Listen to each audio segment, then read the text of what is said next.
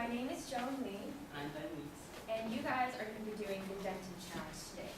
So, before I go on about what your challenge is going to be, I'm going to be telling about how we started and how we came up with this idea.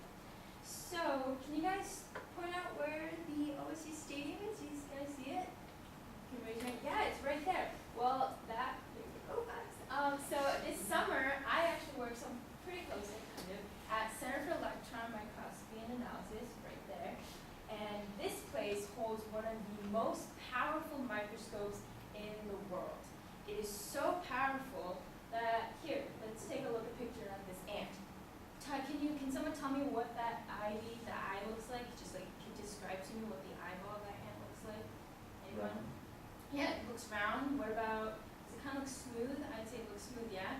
Well, actually, when you zoom in and use those powerful microscopes, you can see that it actually looks pretty hairy. There's a whole bunch of hair. That eyeball isn't actually smooth. It has all these different bumps and stuff like that to it. So that is an example of how powerful these microscopes are. So what I worked on, unfortunately, wasn't ants. That's gross. I worked on real human teeth. Human teeth, like teeth that came from people, so they were real. And specifically what I studied was the inside of human teeth called dentin. And dentin, it's usually covered by enamel, which is the outside part of your tooth, super hard, really strong. But the inside of your tooth, dentin, that's kind of soft. And it has a whole bunch of holes running through it. And so that's why it's covered by the enamel. So anyway, before I go on, that is soda, sugary drinks. And when you drink a lot of that, what tends to happen is that your enamel tends to wear away. Or when you get old, like your grandparents, what starts to happen here is that, you see those holes that I was talking about? Those start to show, and that means your nerves inside those start to show.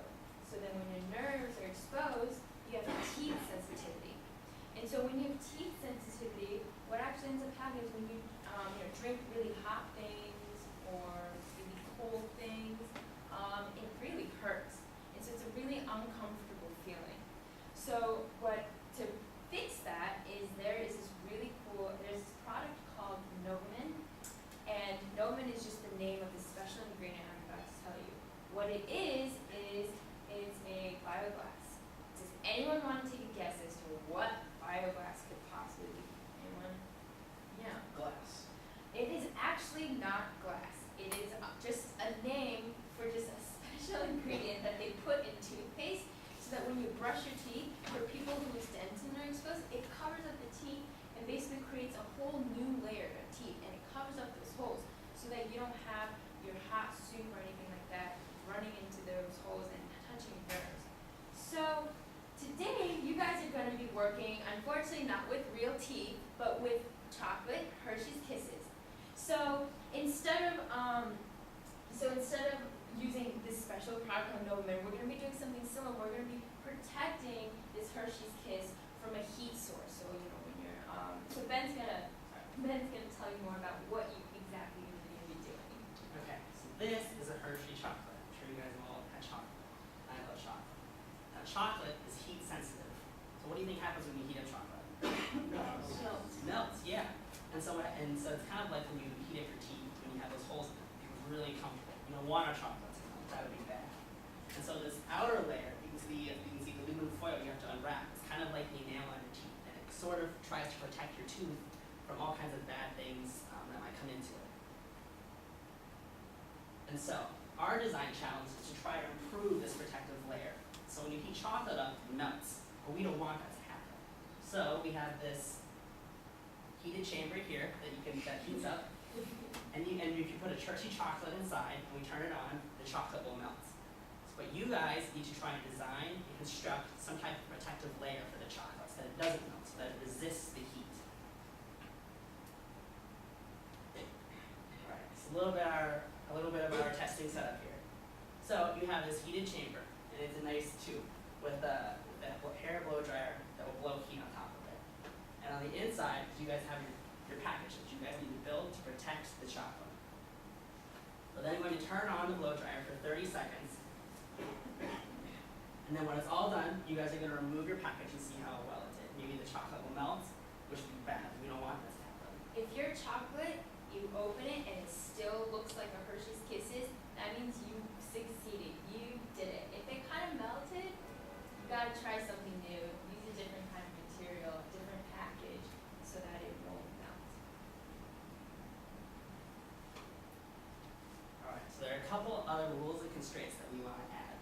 So first of all, it has to fit inside the heated chamber. And it needs to be smaller than 3 inches. You don't want it to be too tall, so that you don't want to be putting like a big tooth in your mouth. If you're making a new tooth, you don't want it to be too large. You have to be the perfect size. And the package also, we want it to be reusable. So when you open it up and take the chocolate out, you can put another chocolate inside to protect it. You want your material and your product to be replicated. So You can just make want to multiple see if ones. the chocolate melted, so that's why you can't just ball of chocolate and then, you know, find out if it actually melted. Alright, so you have all kinds of materials for you guys. You have aluminum foil, just like chocolate comes in. You use styrofoam, index cards, paper, and all different kinds of tape for you guys to use. Alright, so just a couple of things before you guys get started. So, it's the hot air that really gets the chocolate and causes it to melt, and we don't want it to happen. So you guys have to try and keep the air away from the chocolate. So which means you guys should be trying to be careful about cracks and holes in your design. But you guys want to be trying to make it as light as possible. You don't want it to be too heavy. You don't want it to be too large. You want to try and make it as small and as efficient as possible. Any questions? Can I eat the chocolate? Of course. Afterwards, after you Oh. test it. After your test, yeah. Yeah. What do the package will be like? You want it to be as light as possible because you want to basically, if it's light, we're gonna assume that there's gonna be less material to it, because the more material you use, the heavier it could be. But When you're making a new tooth, you want it to be as small as possible. You don't want to be putting, if you want to fix your tooth, you don't want to be putting like a big metal layer over top of it. Like when people get cavities fixed, they put a nice little metal cap on top of it, but it's thin and it protects it. You could put like a big chunk of something over it. That would protect your tooth, but it'd be comfortable and it wouldn't be very good for what you want. So you want to make it as thin as possible, but so that it works.